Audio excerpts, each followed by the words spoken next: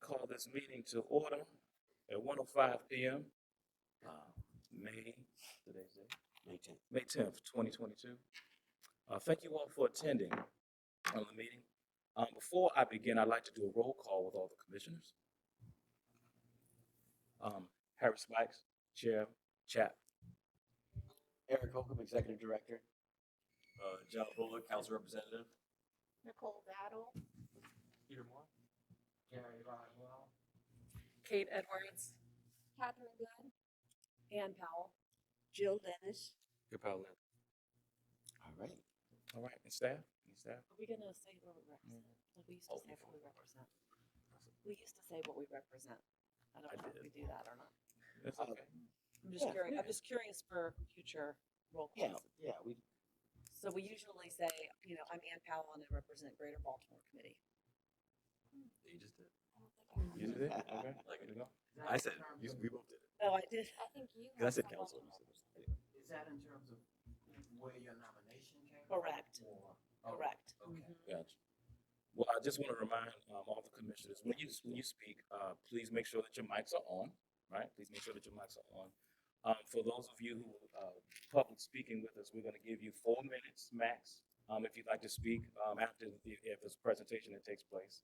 And then we will go on. We have a list of people who will testify today. We thank you for that.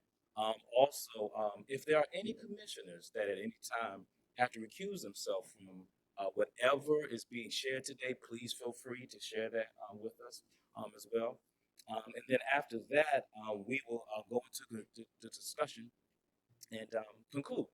So as we begin, let me see, our first would be, we got to do this. We have to approve the minutes from the last meeting. Thank you so much. So there are some commissioners here that are brand new.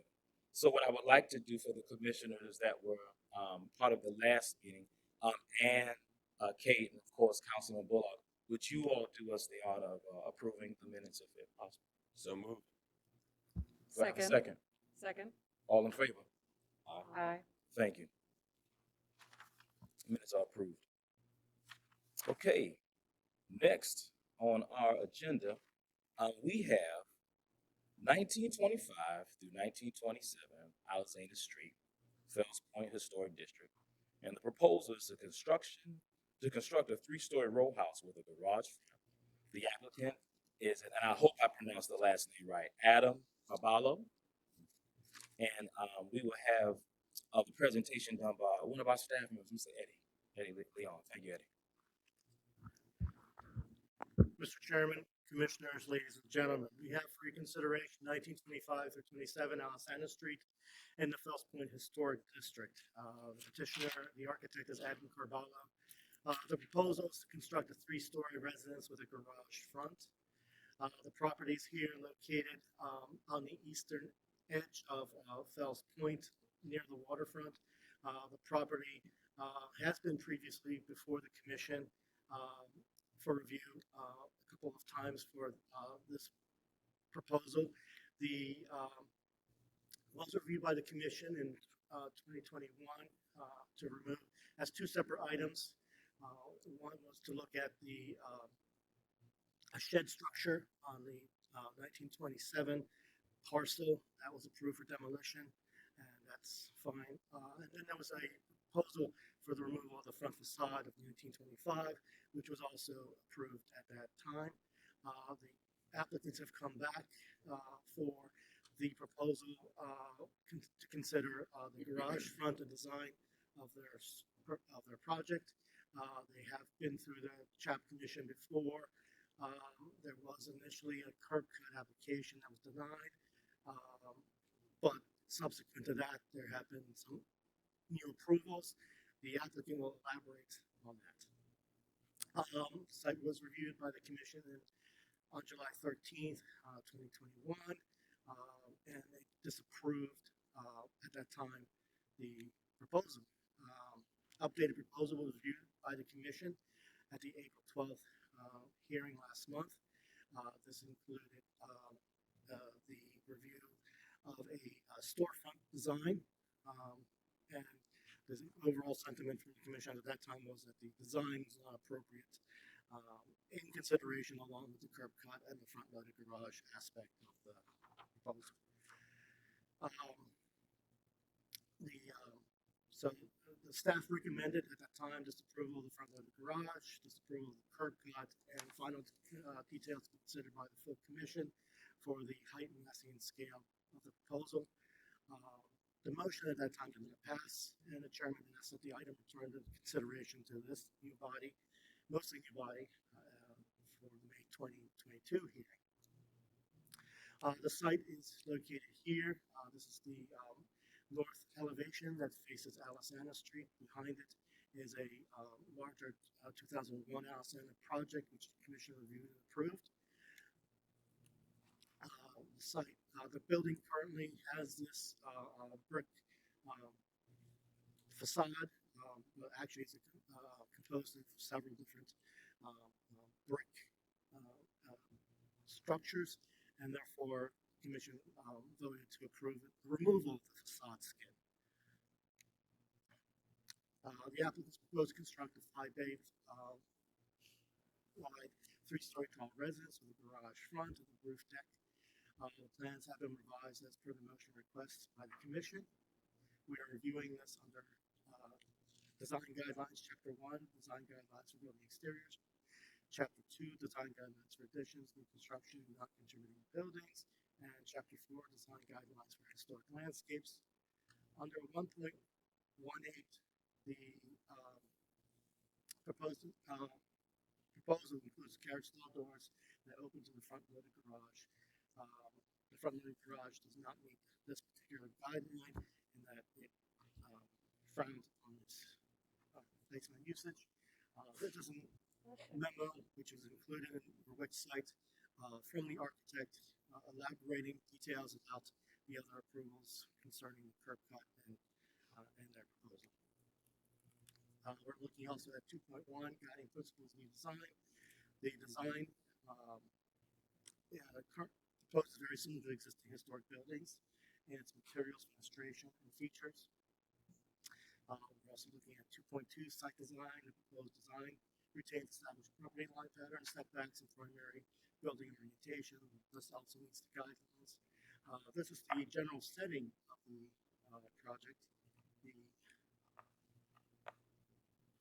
property is here. It is landlocked. There is no alley to the rear, and therefore there is no access for any other vehicular traffic. We're looking at 2.3, scale and form. Scale and form design is compatible with the height and depth of surrounding buildings and complements the mass of surrounding buildings. 4.1.1, streetscapes. The south side of the 1900 block of Alisana Street is largely intact. Historic granite curb. The installation of the curb cut will necessitate the removal of the granite curb in the front of the garage, and will also alter the historic vehicular circulation pattern of that area. We see a portion of the curb cut of the curb along here. Under 2.4.3 garages, there's no historic precedent for a front-loaded garage on this property, and minimal historic precedent for front-loaded garages on Alisana Street, which is the primary street in the neighborhood. The front-loaded garages does not meet the design guidelines as stated. Staff finds that the proposed construction meets the CHAP design guidelines and height, mass, and scale from one of the structures designed to visually relate to the historic environment is advisable. The final design materials may allow for the building to reflect some of the details from historic buildings surrounding it. The proposed front-loaded garage and related removal of the historic granite curb does not meet the design guidelines. The applicants have also raised the issue concerning the floodplain regulations concerning the site. The site is located in the floodplain as noted by the floodplain map. While not within CHAP's jurisdiction for design review, the site conditions does affect the design and has ramifications that directly impact the CHAP guidelines. The location of the floodplain renders the ground level unusable for residential occupation and limits the uses that may exist. This is the city's floodplain map and shows property. I'll just try to find an arrow here. has the red pin on it. right there, that little red dot, this is where the property is located. And this purple area is all the floodplain.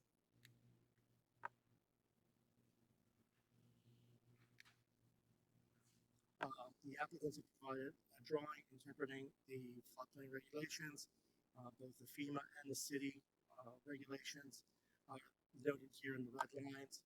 So anything below that top red line has a direct effect on the construction and the usage, definitely, of the property. The Fells Point Committee reviewed this last year and gave a formal approval support of the project at the time. Recommendation is as before: approve height, massing, and scale of the proposal, disapprove the front-loaded garage, disapprove the curb cut at this location since there is no historic precedent at this location. Final details to be considered by the full commission. Thank you. Eddie, thank you. At this point, first, before I begin, do we have any questions from the commissioners to give Eddie before we go? I do. Yes, ma'am. Has there been any information provided for, or we might just be at a concept level here for either the side or the rear, or is that to be considered at a later date? They would come back with more details of the other elevations if they have the general, if they can prove this aspect of their design first. So certainly they would be coming back to the commission with more details. I know it's one before the neighborhood, but do we know what the neighbors' thoughts were about the garage? There's support from the association and from the design review committee. I had a question. Looking at the street view, across the street, it looks like a fairly new construction building with a garage front. Do we have any background on how that was approved? That was approved before. There is a structure at 1922 Alisana Street, and that was an original one-story garage building. And therefore, the applicant constructed 2 or 3 stories on top of the existing structure. So they took an existing curb cut that was there, adapted the building that was at the ground level, and did the new construction above it. Have we talked to DOT just to find out what their plans are from an infrastructure piece for that part of the street? DOT is constantly in works in that area. With the 2001 Alisana project, I believe they're holding off until that's completed before they continue in more infrastructure work. But there is plans for updates of the water and sewage lines in that area. Would that include maybe sidewalks and curbs? I would hope so. Has DOT approved that curb cut? Adam can elaborate. I believe they have. So that was my question. Your presentation showed non-approval, but it has been approved, this property, for both the curb cut. Initially, when they came at that time, there was no. And then it did mention that there were examples, part of the presentation or the submission of other. Yes, that should have been and that in the Wix package that the applicant submitted. There were the examples of others. Okay. So, Yeah. Dr. Gary. There was a picture. Could you go back certainly. through the pictures? It seemed to capture a temporary barrier. Correct. They are that temporary barrier is due to the construction at 2001 Alisana, which is the bigger warehouse project that's behind there. Right. That's very nice. It's taking the existing warehouse structure and they're adding additional floors, making it a residential condo structure, apartment structure. Okay, that's helpful. Thanks. And so as a part of that, the alley was removed, do we know? We just know that there's not an alley access now. The property owners of 2001 Alisana acquired and closed the alley that's behind this property, and therefore it's no longer available for properties facing Alisana. You can look at the sand horns. That was never really very good. And Eddie, just to be clear, we're talking about the garage being in the front, Correct, and we're talking about the curb in the front. correct. Okay. Are there any other commissioners that would like to speak? Okay. Eddie, thank you. At this time, I would like to give Jacqueline Bone and also Adam Carballo the opportunity to speak. Just being mindful, you have 4 minutes apiece to speak. Please feel free to come to the podium.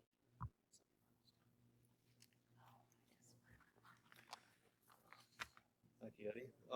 Thank you, Commissioners. I guess I'm the first presentation for the new board, so I feel honored and nice to see so many familiar faces and new faces here. As Eddie mentioned, this property is located on the south side of the 1900 block of Alisana Street. Ms. Boone, who will speak after me, owns the properties at 1925 and 1927 Alisana Street. She intends on consolidating these two properties into one lot and have her primary residence at this location. This block is a bit of a forgotten block in Fells Point, but also on this part of Alisana Street. There's a hodgepodge of both vacant buildings, commercial buildings, restaurant buildings, office buildings, and it does not show the historic district in the best light. I say this as as not only a resident, I've lived at 1818 Alisana Street, one block away from this for the last 18 years. My office is at 1816 Alisana Street, where my employees and I work. So this is not only a project of ours, but this is my neighbor as well. We are definitely invested in this part of Alisana Street and also in this part of Fells Point, and we want to see the best for it. There's been, as you can see from the images, this part of the block needs work. And having an anchor on the residential scale, I think would help sort of go and improve. It would promote improvement of this part of Fells Point. As Eddie mentioned, at the beginning of this project, we actually followed all the correct protocols. We presented to the FDRC, we presented to Fells Point Residents Association, Fells Point Main Street, and we did actually receive support from those presentations. In addition to that, we also received a written letter of support from Chris Edwards, who is the owner across the street at 1922 Alisana Street, that was submitted to CHAP. In addition to that, Councilman Cohen in his office did provide a letter of support for the front-loaded garage and redesign of his property. Speaking about precedents, this property is a 30-foot wide property. Effectively, it will have a new facade. There's a concern about the requirements for a curb cut in a front-loaded garage are such, as seen forth by DOT, that the garage cannot occupy more than 50% of the front facade in terms of width. This condition more or less does not exist in Fells Point. It would be virtually impossible to replicate this in Fells Point. You certainly don't have 30-foot wide properties in Fells Point. You certainly don't have properties that have the opportunity for a new facade in Fells Point. This is an incredibly unique situation that could not be used as a precedent for other properties in Fells Point, just given its uniqueness. There was comments about the granite curb. We have actually proposed taking that existing granite curb, salvaging it, and using it as an inlay to denote where the actual curb was and just inlay it into the sidewalk. As Eddie mentioned, the DDOT has approved this curb cut. This is an improved curb cut. It follows their guidelines. It follows their approvals for safety, for line of sight, and for traffic flow. It initially had been denied. We provided additional information that has since been approved. So I want to make that emphatic, well known that the curb cut is approved by Department of Transportation. as Eddie mentioned earlier, there was an alley behind this property that was removed or acquired by the larger apartment building development behind the property. Had that development not happened, there may have been an opportunity to access the rear of the property.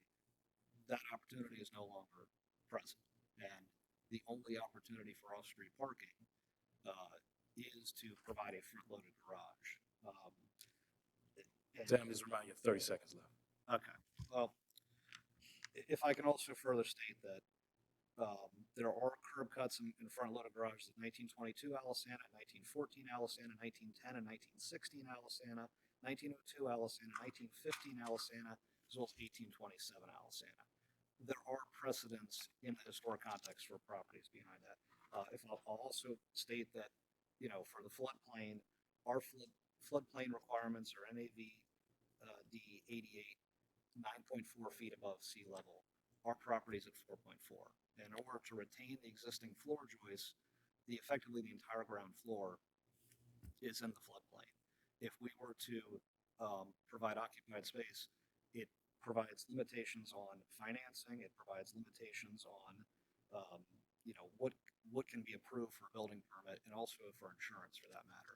So we're trying to provide off-street parking for on this ground level to reduce the level of occupied space. Finally, I'll say that the board's purview is the historic quality and nature of this building, not whether the curb cut is safe, not whether the curb cut follows traffic flow or line of sight. That has been approved by DDOT. And as we presented last time, we did come up with a alteration of the front facade where we would mask the carriage doors and make it look like a storefront. However, we feel that it would be sort of dishonest what is actually happening here, and we would like to show these carriage doors on the front.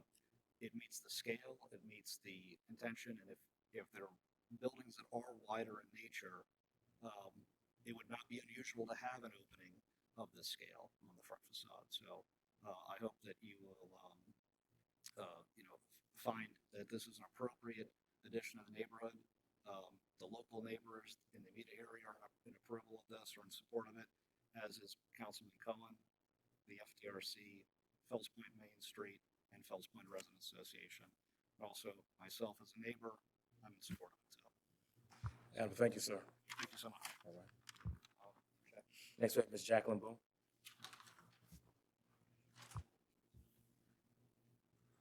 Good afternoon, everyone. As he mentioned, my name is Jacqueline Boone. I'm a longtime resident of Baltimore City since my family relocated back here when I was about 3 or 4 years old. I sold my house in Northeast Baltimore in 2017, specifically to move to this community. I've been living in an apartment since that time. I want to enjoy the ability to walk, ride my bike, and all of the amenities that this neighborhood has to offer.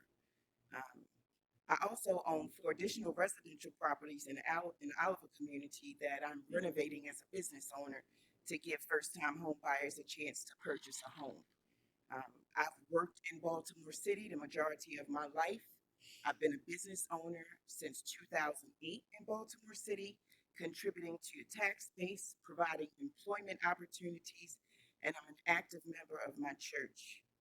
Since 2021, I have hired more than 120 individuals from the Baltimore City community through Turnaround Tuesday, Paul's Place, Maryland Office of Employment Development, etc. My business supports our time and finances to Cristo Rey Zion Baptist Church, Turnaround Tuesday, and other efforts in the community. So as you can see, as I'm giving you my background and my history, I'm anchored in the Baltimore City arena. I've owned 3 properties since my early 30s that I've sold and gone on to buy another residence for myself. In November 2020, after walking the neighborhoods and riding my bike for almost 3 years, I found these 2 properties side by side. Since then, I've been paying a rent and a mortgage. I've had to hire an architect. I've had to hire an attorney to help me through this process. We have followed the neighborhood protocols for the development of this property to combine both of them into one so that I can have a permanent residence since I started this process. And if anyone drives down that street right now or in the past, there's no parking availability.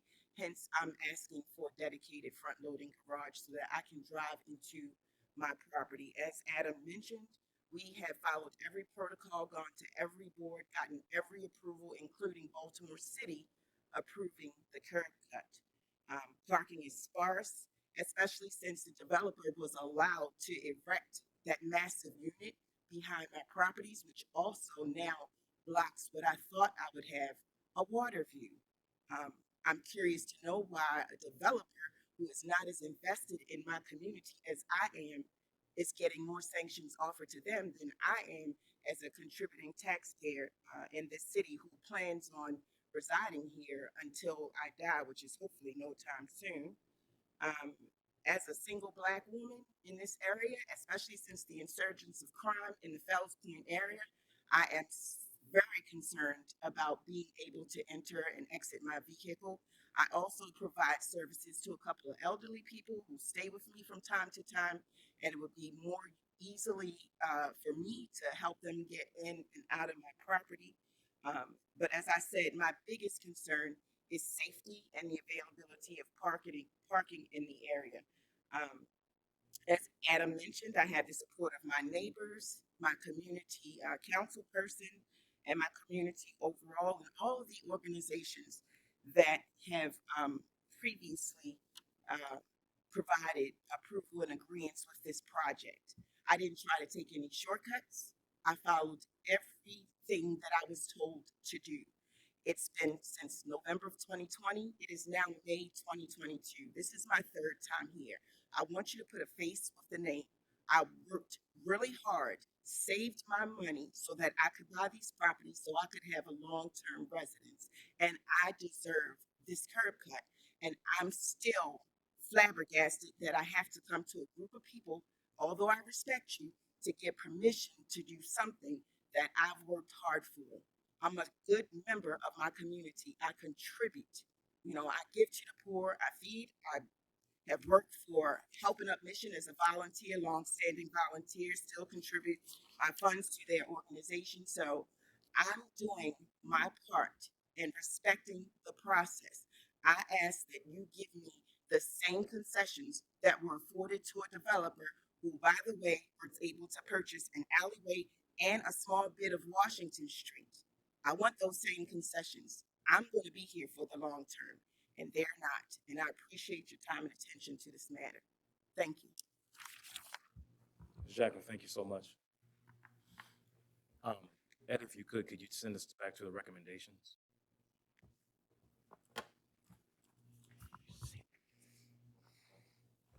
Before we go back to the commission, is there anyone in the crowd that has anything else they would like to contribute to the conversation?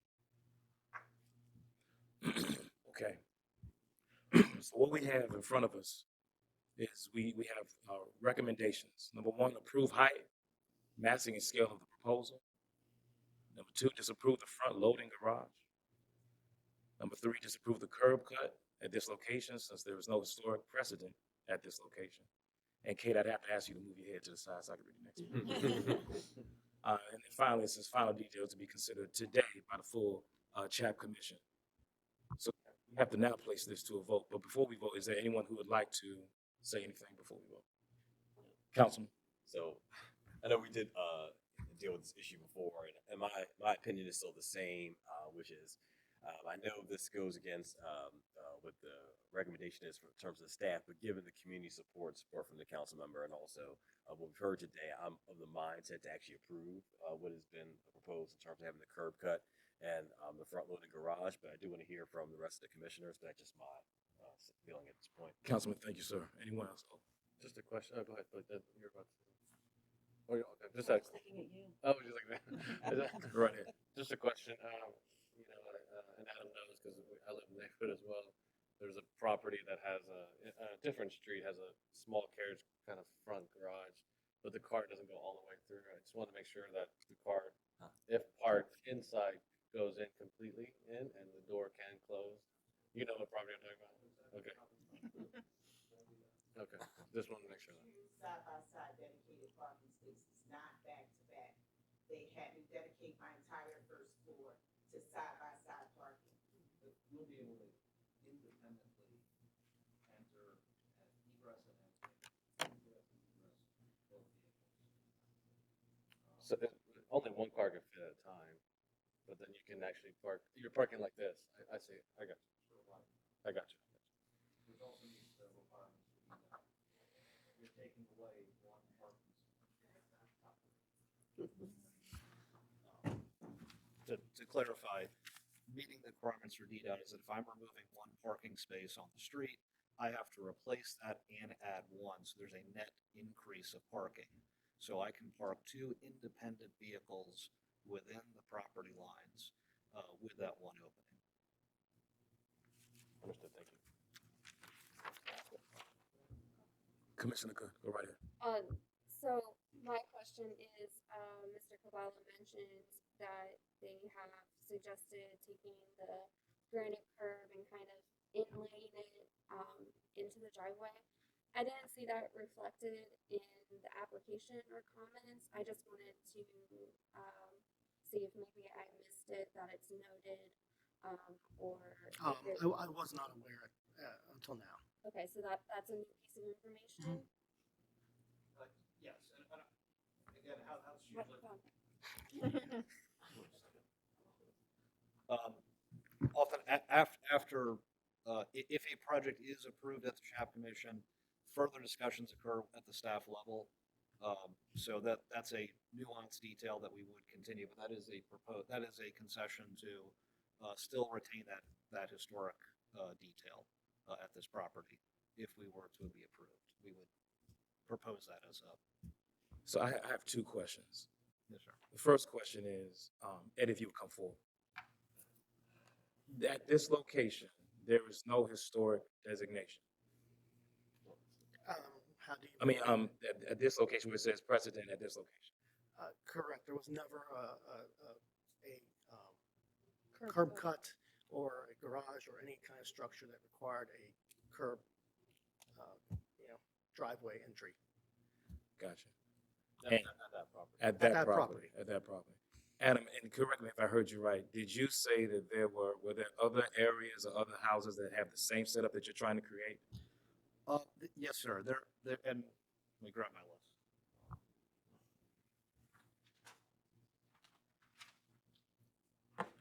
There are existing curb cuts at 1922 Alisana, 1914 Alisana, 1910 and 1916 Alisana, 1902 Alisana, and 1915 Alisana. Although the one at 1915, which is the large warehouse immediately to the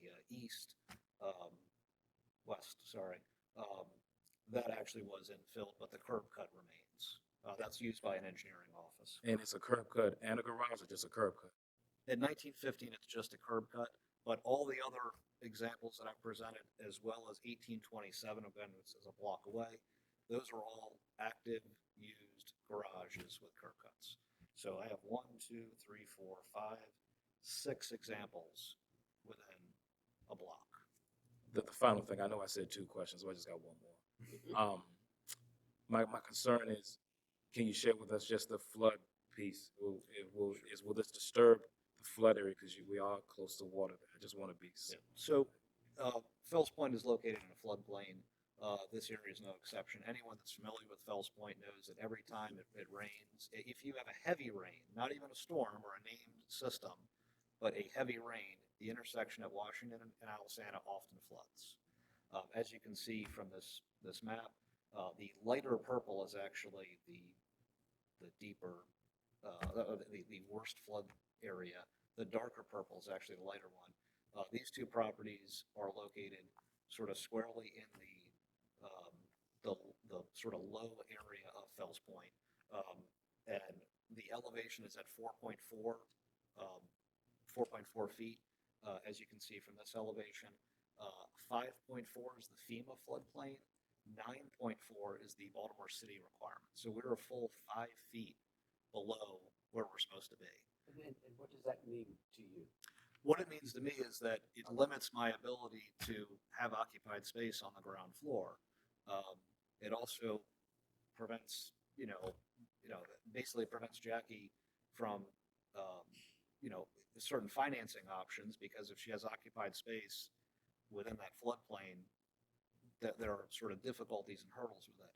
That's why adding a garage component, which is not occupied space on the ground floor, is a benefit to addressing the floodplain issue.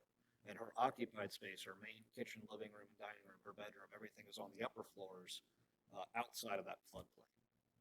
So Adam, to take it to like beachfront property, if it was beachfront, garage, upstairs, living quarters, am I correct? Yeah, so if this was a new construction property, we would actually be required to build above that upper red line. Understood. But we're retaining as much of the historic as we can by keeping all the original floor joists and also keeping the overall height of the building so it matches the building surrounding. So, And thank you. Doctor? The support that you all have gotten from your council person and your local community is noted. Could you say a little something? Could you have give us a bit more information about your process with DOT and the approval, such that when you back out, you're not backing out into traffic? Is that what I'm to understand? certainly. And so with DDOT, our initial proposal to them was rejected. However, I believe that was more of a process error than a actual review. We contacted them back. We provided additional information regarding the location of the curb cut as it relates to the next closest intersection, as it relates to the 1+1 replacement of parking to provide 2 parking spaces on the ground floor plan. Quite honestly, the safest way to get in and out of this property is really to back in, so that when you're exiting the building, you're faced forward. I personally have a garage in my office building off of Durham Street. That is the way we get in and out of our garage, is we back in, and then that way I'm facing not only Durham Street when I pull out, but also the small sidewalk that I have. I'm able to see if there's any pedestrians walking up and down the street. And that's sort of my recommendation to Ms. Boone, is that you would back in while you have control of the lane, put your blinker on, back into the garage. That way when you're exiting, you are in full view of traffic coming east and west, pedestrians on the sidewalk, etc. As I remember driving down that street, which I often do, Alexander, it's there's not a lot of width going on either side of the direction going east or west. And so when you come out into the traffic, you come out into that immediate lane going west, actually going east. There are construction barriers up that Now have they been are, up for right. quite some time, Yeah. so it eliminates 2 lanes.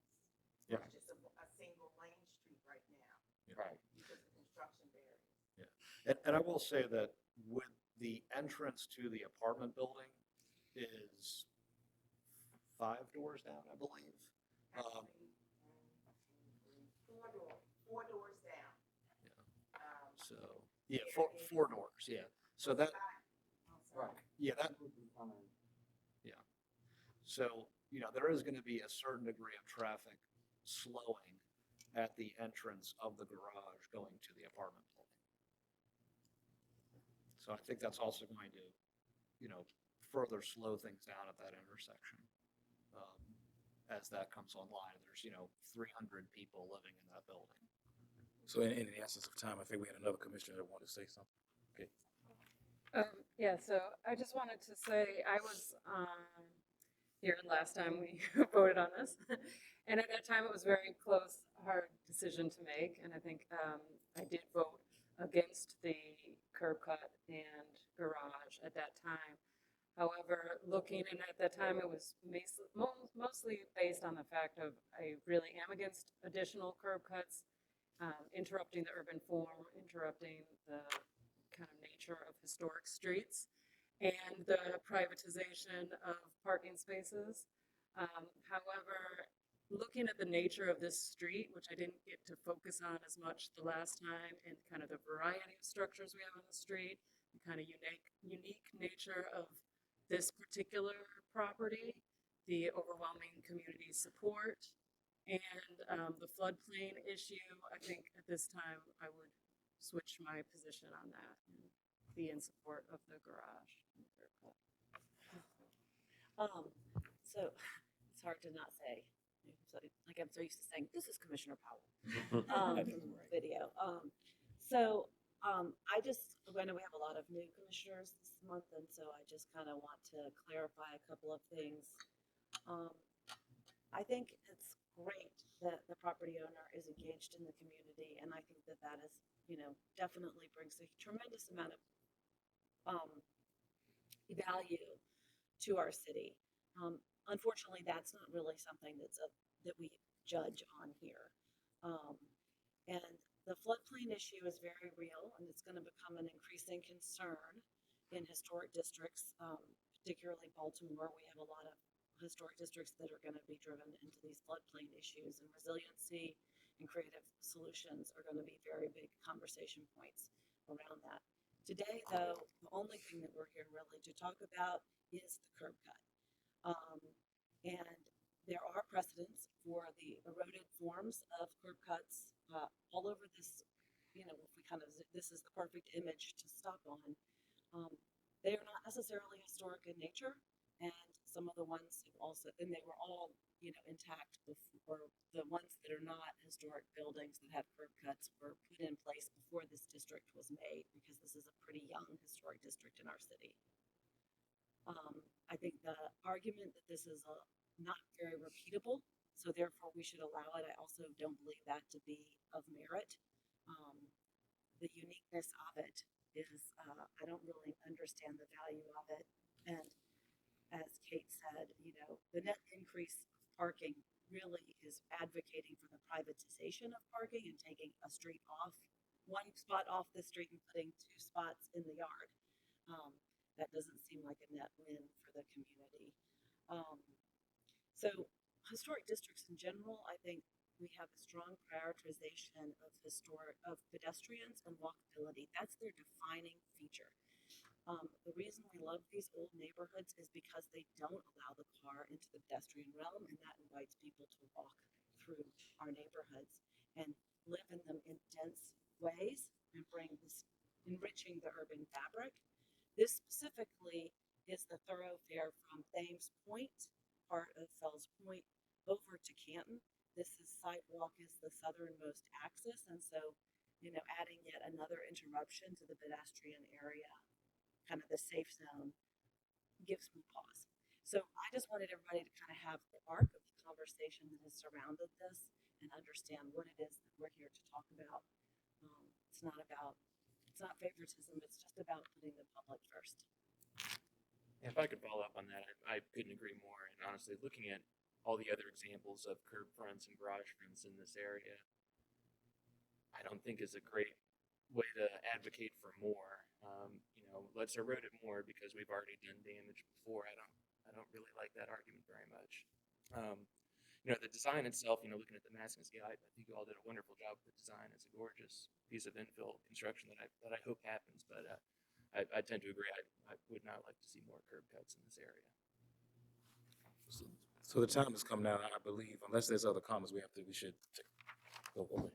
So I was going to make a comment and then a motion. So one, I think the comment is half a question, but I don't know what the alternative would be if you can't have it as usable space, what you would do at that location. But so that being said, I would like to move to go on to go against staff recommendations respectfully and approve the proposed curb cut and front garage. I still have a question. When Sherry was making But by all means, Has have the properties been officially consolidated, or is that still in process? It's in process. It's a fairly lengthy process to get. It's, Or did you? well, I mean, I would say. it's Maybe pretty she has an easy. update for you. So. Sorry. Consolidation is easy. Actually, the property, I paid an attorney to consolidate the addresses to one address because of my financing when I initially purchased them. So the new address is 1925 Alice Anna Street. And if I may, real quick, neglected to say that the structure, the apartment structure behind me, they had 300 units. They only had to have 300 parking spaces. So if, That's not our purview. excuse me, That's for Baltimore City zoning. That has nothing to do with us. well, I know, I just wanted to make that point. And actually, really quickly, I wanted to follow up and address your comments, Ms. Powell. Did I overhear you stating that you don't have parking at your personal residence prior to this hearing starting today? I'm almost certain I heard you speaking to the other lady regarding the matter. Correct? Correct? well, I would say this at this hearing. I appreciate your question, but I would do not like to have that type of questioning directed towards the commission. I understand the nature of your question, but at this time, that would not be appropriate. What's at hand is to see Okay. how we can assist you with the recommendations that have been given to us by the CHAP staff. So I appreciate I that. just want to say that. I just want to make sure I'm getting a fair shake. That's No, all. understood. All right. Understood. Thank you. All right. We have a motion. Yeah, so we have a motion on the floor. It was given by the councilman. And said, Do we have a second? yeah, about to say that. I'll second. Do we have a second? I have a second. I'll second. Nicole Battle. Nicole Bowden. All in favor? Aye. Aye. I tell you what, can we do it individually? Because I can't document. that. So then what we'll do, we'll go on this side. For those in favor, by show of hand. One, So that's Leanne, Dennis, Good, and Edwards. Did I miss anybody? Okay, on this side we got Rodwell, Battle, and Bullock. don't forget Spike. You don't You vote. don't vote It's until a it's- tie. Oh, that's right. Tiebreaker. Yeah, tie. I apologize. And then let's find out who's against it. Those who are opposed, 1, 2. Okay. So the motion was to disapprove staff recommendation and approve curb cut and garage front. And we have 1, 2, 3, 4, 5, 6, 7 in support and 2 opposed. So the motion carries. Eric, ask a question. And that does not mean disapprove height, massing, and scale, even though that was a recommendation. So we want to make sure we Right. still. I just wanted, consider right, that. that's, right. Because those were approved previously, I think. Yeah. This time we're only talking about the Disapprovals. garage We're only talking and about, the. so we're only talking about, for the record, we're only talking about disapproval. Gotcha. Okay, Adam, Jacqueline, you are welcome to stay, although this is a public hearing, but thank you for your presentation. You're welcome.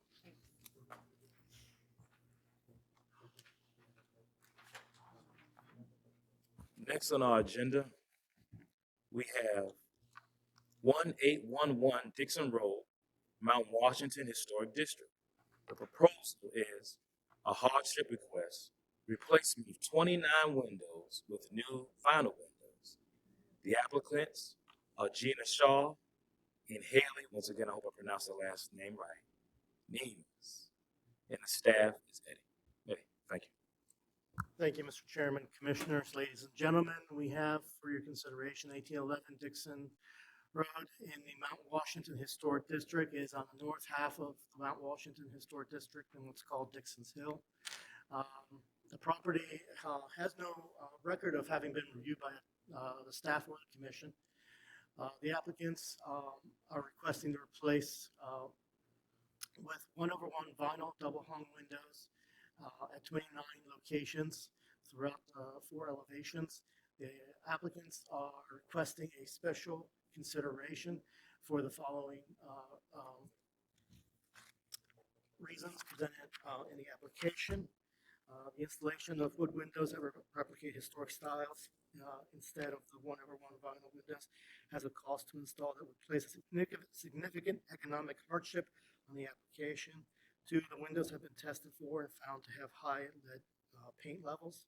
Majority of the windows are non-operable. The applicants noted that replacing 9 minimum windows on the front and ground side elevation will with alternate approvable materials will nearly double the cost of the project.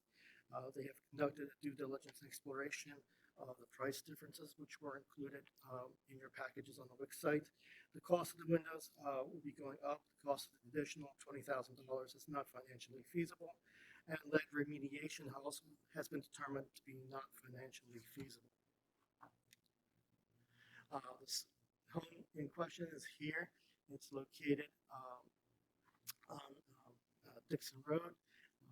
It is a Victorian style residence with shutters, cedar shingle siding, asphalt shingle roof.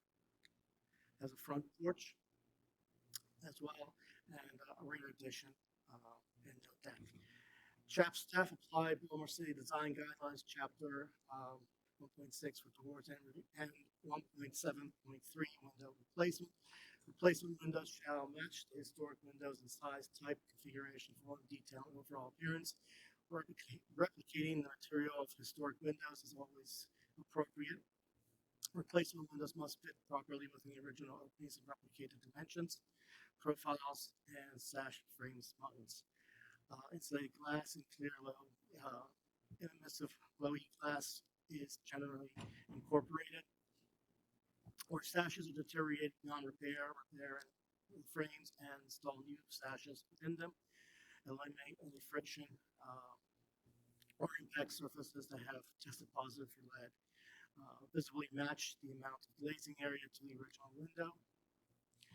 This is a view of the home showing the front facade and the left and the right hand facade elevation, which includes projecting bay.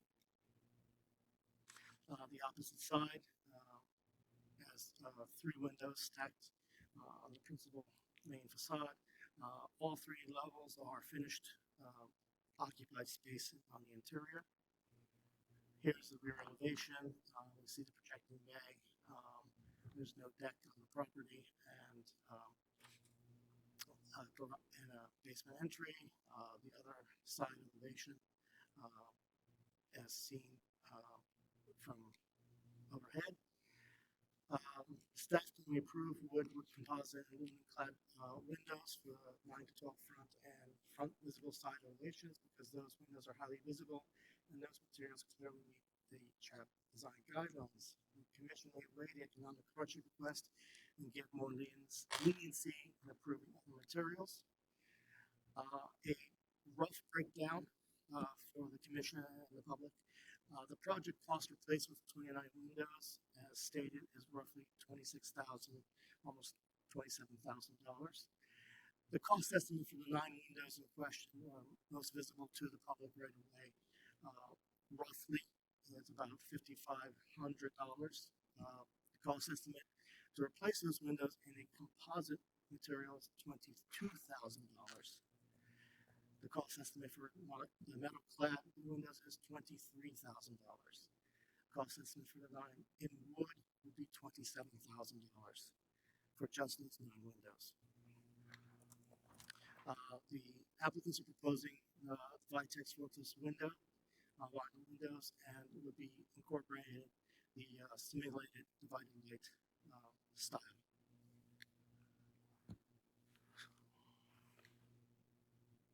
The Mount Washington Arc has reviewed the application and recommended approval. They noted that the windows should have simulated divided lights as found in the original windows. Recommendation is approve the replacement of the rear and rear side elevation windows with vinyl windows as proposed by the applicant. Replacement of the front and front facing side windows between 9 to 12 windows with wood, with composite, or aluminum clad wood windows. Thank you, Commissioners. Eddie, thank you, sir. Do we have any questions from the commissioners to Eddie? Yes, sir. Hey, Peter. I was looking at the listing photos from when the property was last sold here, and some of the photos in the staff report showing the second floor having all of those 9/1 windows. In this photo image 7 here, it looks like they've circled the right 2 windows there, saying that there are 2 vinyl windows that do not work. Were these replaced without permits, or how did we get They from... may have been replaced before the creation of the district. Okay, thank you. We had a question on the side. I actually follow up on that. Can you clarify, because I also saw a couple pictures of the vinyl windows, exactly which ones on, it looks like on the front of the house existing are vinyl? It appears the 2 on the top right or top left When you're looking are, at the are, porch. are, are vinyl replacements done at some time in its history. Okay, and the remaining windows right now on the front are all wood except for That's those my 2. understanding, correct. When was the district created then? I believe 88. Okay, because Roughly. like this photo is from 2020, and it looks like it's still got the 9/1. I'm just wondering how we ended up with what we've got in the presentation here. I don't know. There have been no reviews for anything at the So site. just unpermitted work at some point. I do not know if it was ever done, never reported, never caught, perhaps. It could have been by the previous owners. Go right ahead. Just to clarify, Yes. the work has not, no work has, No, no no, new work has been done. The proposal that's on the table today is to replace all 29 windows with Up to vinyl 29 windows. windows. But then there's the opposition of changing those 9 to vinyl because they're front facing. Correct. And that's one of the discussion points or decisions that need to be made. The majority of the windows are allowable by the CHAP guidelines. It's the ones, the initial 9 or 12 that are most visible from the public right of way that are, that the staff cannot approve on so. Okay. Are there any more other commissioners who'd like to share?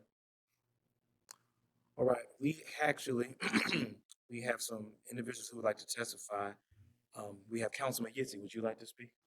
Sure, by all means.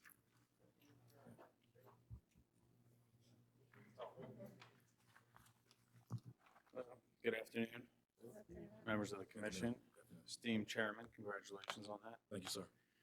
So yes, I'm here to support my constituents' request for this hardship.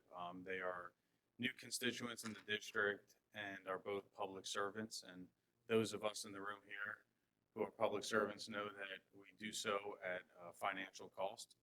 And so certainly an increase of $20,000 difference for some windows is a financial hardship. They're also expecting parents, and so those of us who are parents in the room know the high cost of having kids. And so, I just wanted to point out that, we're simply really here talking about some of the windows in the front, and some of those, as was mentioned by members of the committee, are already not wooden windows. And so you'll also see that some of that has lead issues, and just being a good steward of the environment, I'm excited when I hear constituents replacing all their windows, and it'll be more energy efficient, and especially ones that will be able to get rid of the lead. And so I'm fully supportive of this request. The windows that are there right now are not historic. It was done back at around the same time I was born. Those vinyl windows were put in, which is about the same time when this historic designation was put in that community. And everyone I've spoken to fully supports having this exception made. And so I would just ask that the committee grant an exception, a hardship exemption in this case. I'm happy to answer any questions if anybody has. Any questions for the councilman? Can you please clarify the extent of the replacement, because the interior trim from the photos is also wood? Are we talking about just the window itself, or also the wood frame that you would seen from the outside, or is the vinyl going in as an insert into that frame? Yes, I'll have to defer to that applicant on that. Yeah. But one thing that was mentioned, as you can see from the pictures, they have beautiful shutters and stuff, and they plan to keep those. And so, I think the appearance is actually going to improve if you guys were to grant this exception. Councilman, thank you, sir. Thank you so much. Thank you. At this time, we'd like to bring up Gina Shaw and Haley Noms. Am I pronouncing it right? Forgive me if I'm pronouncing it wrong. It's Neems. Neems, thank you. Appreciate it. Thank you very much for your time, ladies and gentlemen. My name is Haley Neems. Before I go too much further, I want to thank Eddie. I'm quite certain that he probably let out a big sigh every time he saw one of our emails come through. But we have been very committed to getting this right and going forward as partners with CHAP, because we understand that there are serious ramifications to making modifications to our home that are not approved by this office and this committee. I apologize. This is my wife, Jenna. Some quick background. We are longtime city residents. I've been here for about 15 years. I'm a transplant from Massachusetts. My wife has been here for 10 years, but was born and raised in Maryland. And we are public servants, respectively, an educator and a detective in the city. We think it's very important to live where you work, which is what informed the decision to buy a home in Mount Washington instead of moving out to the county when we decided to buy a home together. Jenna was already a homeowner in Barclay, and I was a homeowner in Waverly at the time.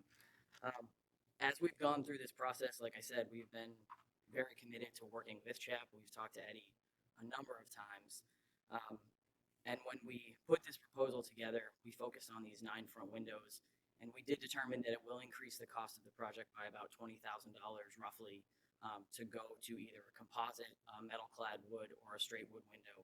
Something that wasn't in this proposal, but I think is very important to mention, is that the lead times on many of these materials is up to a year in some cases. And as we are expecting a child in October, getting the lead out of our home is absolutely non-negotiable. We all know that any amount of lead is unsafe, and the lead testing that we conducted showed that there was lead particles on the sills and on the floor around the windows that contain lead.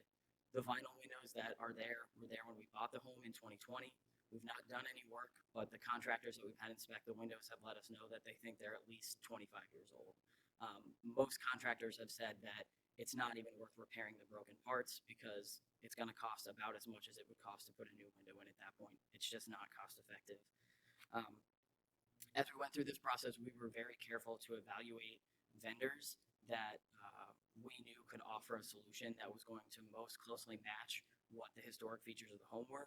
So Muntins, excuse me if I'm pronouncing that incorrectly, it's still relatively new language to me at this point, but Muntins that were built into the window and not simply just snap-on pieces. If you ever came to our home and walked around, one of the things you would see is there's not uniformity among the way the dividers are in the windows. We have a lot of different looks going on depending on where you are in the home. So we were committed to looking at what the historic features would be. We've looked at our neighbors' homes that are historic, and we settled on the window that is manufactured in Maryland and that was going to match the look historically of what the homes in our area have and what some of our windows already do have. As we've negotiated this process, this is truly a hardship for us. This is not an attempt to skirt any of the process, but we are negotiating public servant salaries. We are negotiating the general cost of a home that requires other types of updates. We've updated our gas lines because they were leaking. We've updated electrical that was exposed knob and tube. We've had to replace cedar shakes because they're falling off, they're rotting.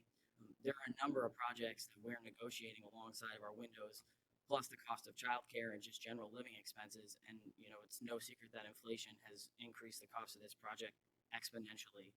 So, we are striving to be good stewards of our home. I think the bottom line for us is that lead is 1,000% non-negotiable. We want to get the lead out. We want to remove our broken windows. We want to have something that's safe in perpetuity for this home. It's not just good for us, but it's good for any future homeowner that may decide 1811 Dixon is the place where they want to live. We want to do it in a manner that's responsible and work with this commission. We have not been able to find any vendors that would even do wood windows for us anytime in the next year. Zeskins was the company that we reached out to. They told us that we should meet with their installer. Their installer came out. We never even heard back from them. Most of these contractors are facing unimaginable backlogs for these wood windows, and the cost is something that we simply cannot bear.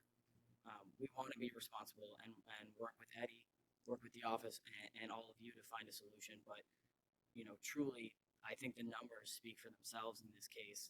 It's something that, as people who are just starting their family, it's not something that would be financially responsible for us to undertake at this point, and risk sinking ourselves.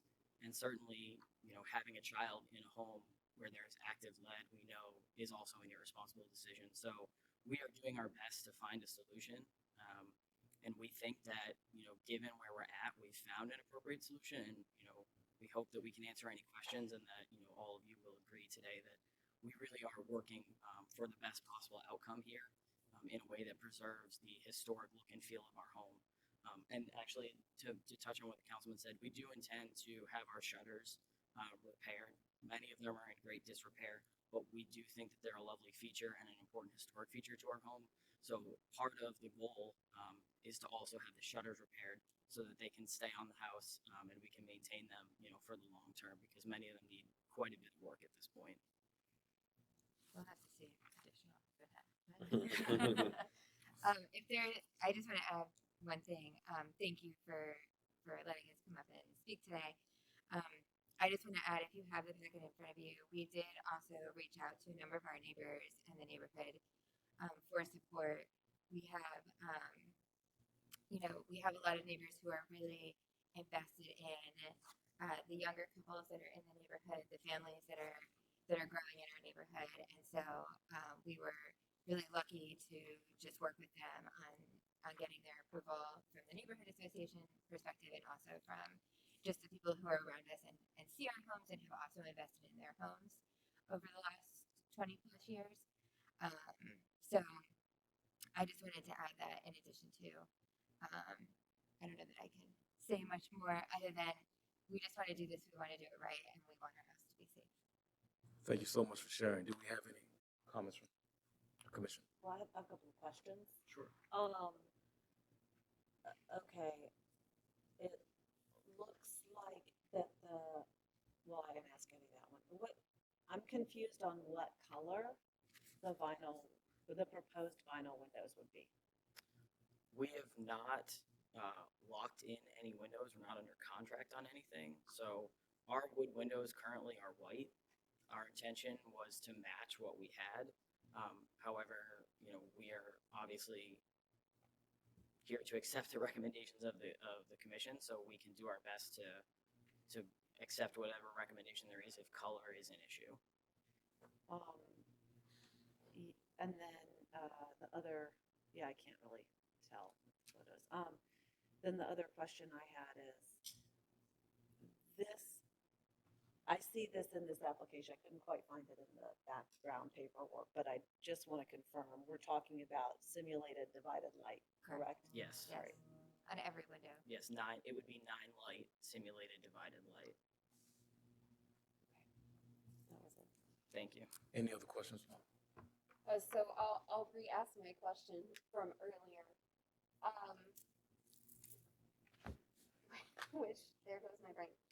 Well, let me start with this. So the lead paint report. I'm sorry, I'm balancing, looking around, and trying to make sure to talk towards the microphone as well.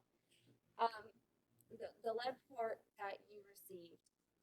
I didn't read through every line of it. I did skim it in regards to the application, but the question I would like to know, because you mentioned, the sill and everything, when you're proposing the replacement, is it also including all of the frame of the window?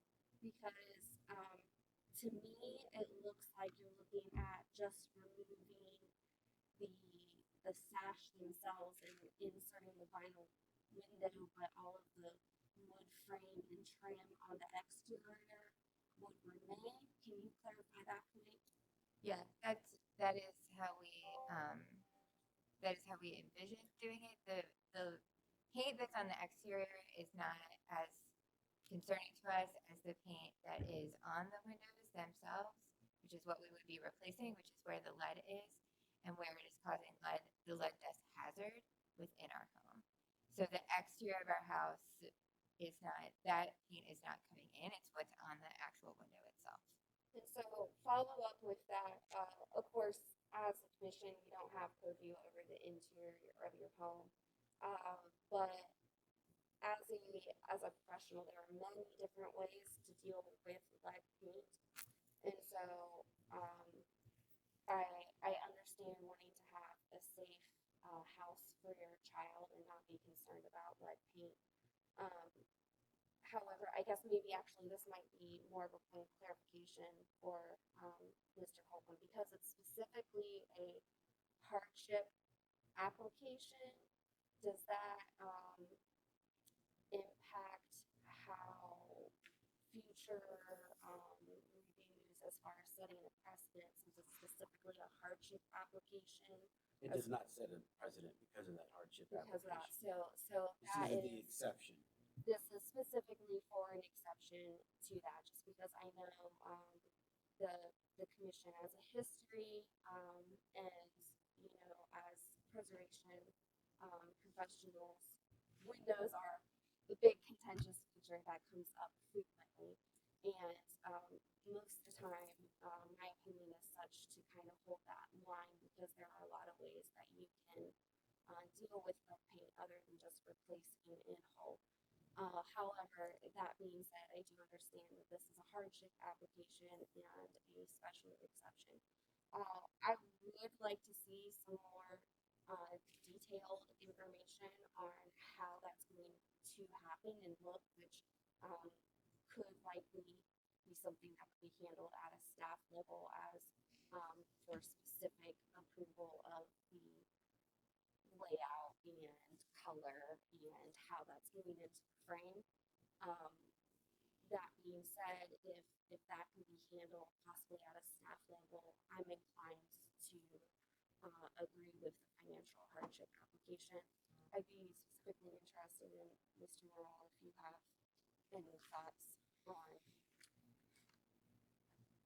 the issue in installing and lead paint and things like that. As far as putting the new windows in, or, I mean, not particularly. I mean, if you scrape and paint your jams, you should be all right.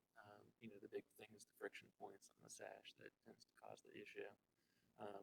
Heat removal is definitely the better way to do it, because dipping and all that tends to drive the lead into the fibers of the wood, and it's just really tough to deal with. But yeah, I think you could certainly safely put in the new sash without having to worry about And it. encapsulate. The only thing I was going to ask, are you two confident that you will find a person in the construction industry that will come back, do a quote, tell you what it takes, and know just specifically the dollar amount? Oh yes, we've already found multiple contractors who Okay, would have great. taken this job the day they walked into our home, had we not told them, we're doing information gathering to prepare for a CHAP. Okay. A CHAP proposal and then further a CHAP hearing. Yeah, I just got stuck on when the last person came, you said they never came back, so I just want to make sure. So that was Zeskins. Gotcha. That was they specifically do wood windows, and that was their installer. That Good. he came, he measured, and he's probably sick of getting our emails too, because we've tried to track him down quite a bit. Okay. Yes, sir. Just a couple questions for you. Did you reach out to any other window manufacturers for either the clad windows or the wood windows? We did. So Pella provides metal clad, aluminum clad wood window. That's one of the quotes that was in our packet. To be honest with you, there's so many numbers, I'd have to look to tell you the number offhand, but it is over a $20,000 increase. It's significant. One of the quotes that we received was from a company, Romano Carpentry. They're a local company. Their owner is the one that actually came to the house, did all the measurements. We spoke to him. He told us point blank, he doesn't even do repairs for the wood windows that we have, because it's not cost effective for him at this point.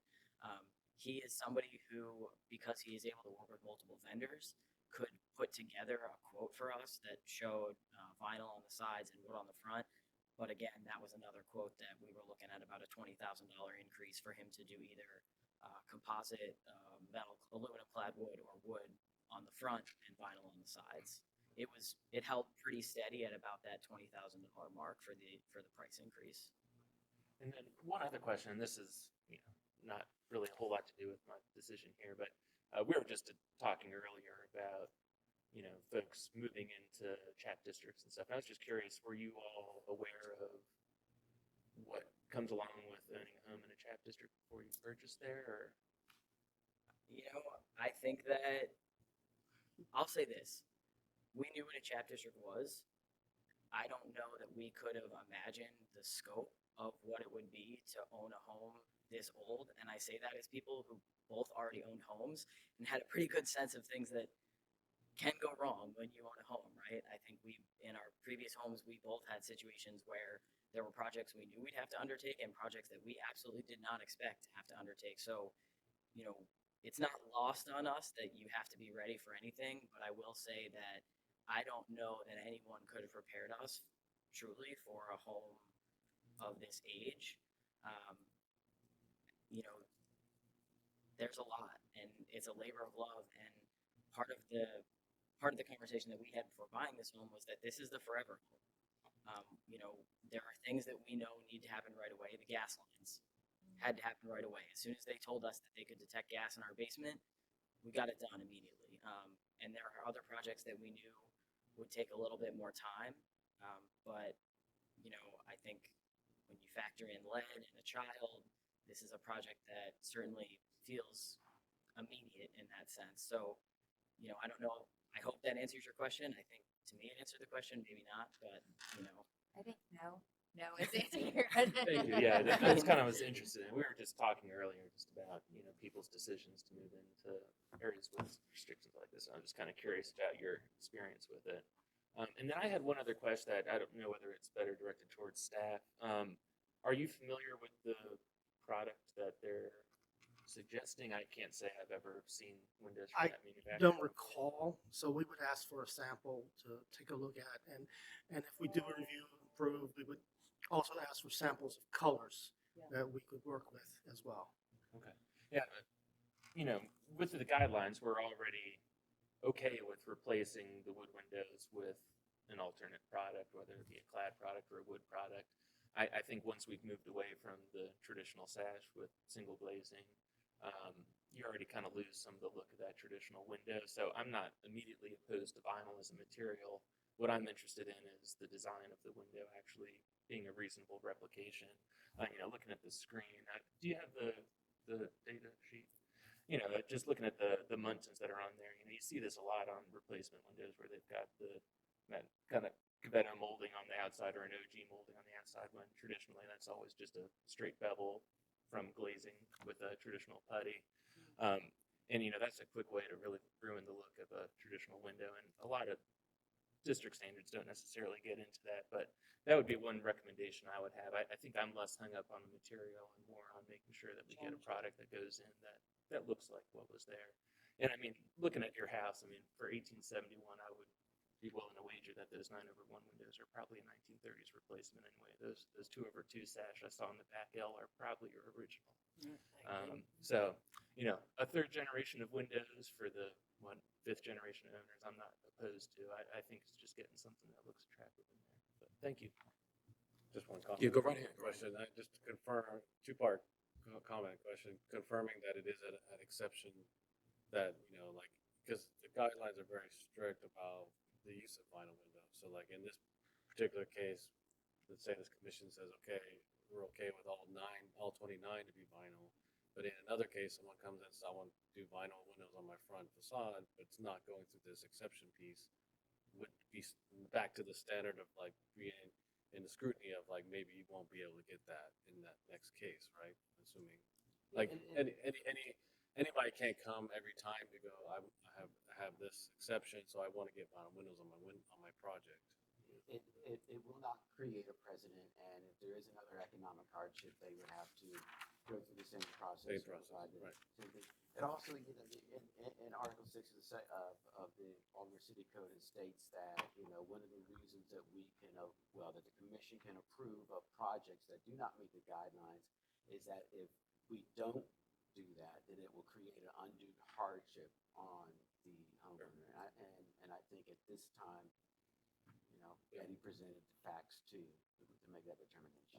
And I agree with the same comment that, love to see more details once the decision's been made to really understand how you're going to treat every condition. And, one point of this project, it's not necessarily a real house condition, right? It's actually a standalone house that you can argue, yes, there is a primary facade, but then it's really a three-dimensional project. So you kind of think about, what is 9 windows being a certain type versus 20 being a certain type?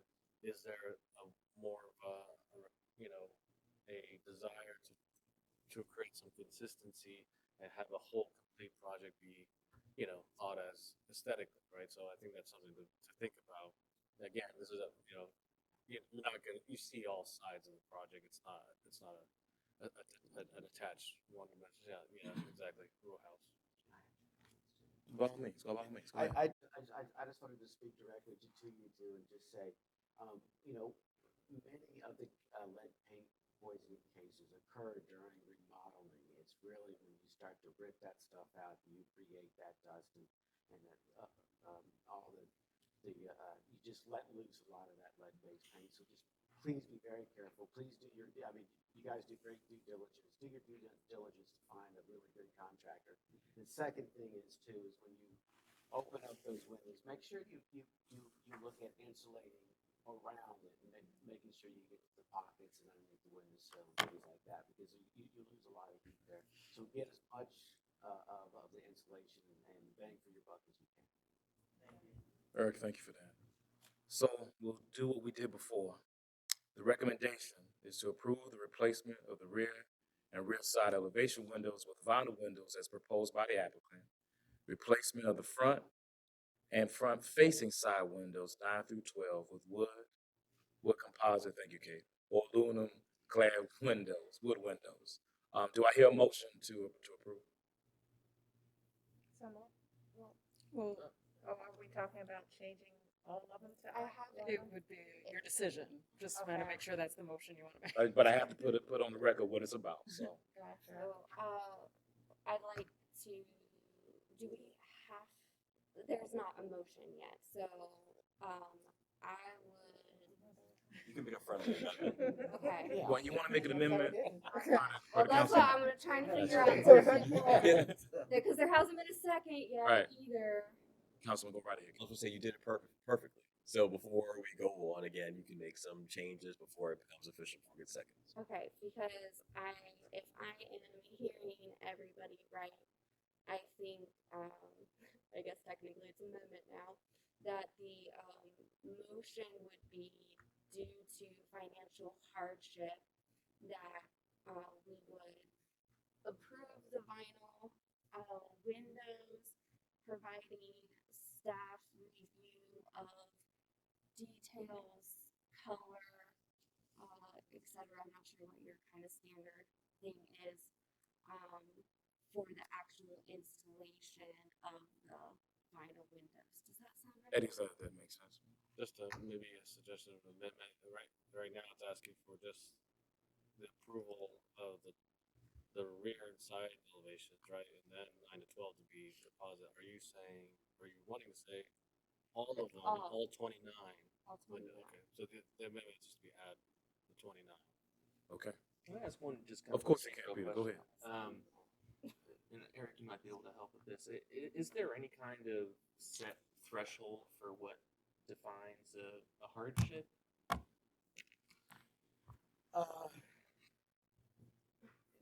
There is, but it's the way that our guidelines right now, it speaks to more of developers, and it is if a project can provide a reasonable rate of return by following the CHAP guidelines, then that is not a hardship. And this is different because it's a homeowner. Yeah. Are there other circumstances where we've looked at homeowner hardships? Is there any kind of precedent we could look at for that? We haven't had one since last month. Yeah, yeah, we have several. Okay. And we could dig that up for next month. Would that work? Share that with you all? Yeah, I'm just kind of curious how the body is operated. I mean, Since my brain being goes a back to newbie the, here. my brain goes back to the 1990s with some of the first ones. So are we? So we have a motion on the table. Right, we have a motion on the floor right now. Can somebody read back where we're at? Eric, Yeah, so the go motion right is approve the replacement of all windows with vinyl. Eric wrote it bulbs. down. I'll go. I'm sorry. Eric, go Got ahead. Yeah, Eric, Do you want me to try it? Yeah, Okay. I had it down to one sentence. She's typed it out. Yeah. Motion to approve vinyl windows, the replacement of vinyl windows with the amendment to say that is due to the financial hardship, approve the replacement of 3 windows with staff to review details, color, and installation. Did you have it kind of in a nice little package? But that's everything? okay. I'm just sharing her notes too. I'm sure he'll. I see you over here typing away diligently. This it's okay. That's all right. Okay, so So we have the motion that Eric has put on has written out and also articulated for us. Do I have a second? Second. Okay. Commissioner Dennis. Thank you, Commissioner. So we'll do what we did before. We'll go down so that we're able to check off who is for or against. Start with you. For. Commissioner Powell. It's fine. Keep going. Yeah. okay, 4. Can we do it? Aye. Yeah, So we're we're doing doing it. it. Aye. Yeah, he's checking off. Gary's got it. Aye. Pepper. Oh, man. I- So 1, 2, 3, So 4, I- 5, 6, 7, 8, 9, 10. That's 9. I can't. I still 9 can't. approved. I still can't. I still can't. Nope. Sorry. It's quite all right. It's quite all right. Eddie, thank you. Thank you for coming and participating. I appreciate it. Thank you. Thank you, Councilman. Once again, irrelevant, Mr. Chair. It's all good. No fault of his own. I have parking passes for folks who parked in the Do we have to like garage. officially adjourn or anything? Oh, he's gonna. I got you. It's good. The time now is 2:32. Do we have any old business before we adjourn? Any new business? Thank you all for a great first commission meeting for today. Thank you. Job, Chair. Thank you, sir. Mr. Chair. Thank you so much. Chair. Adjourn.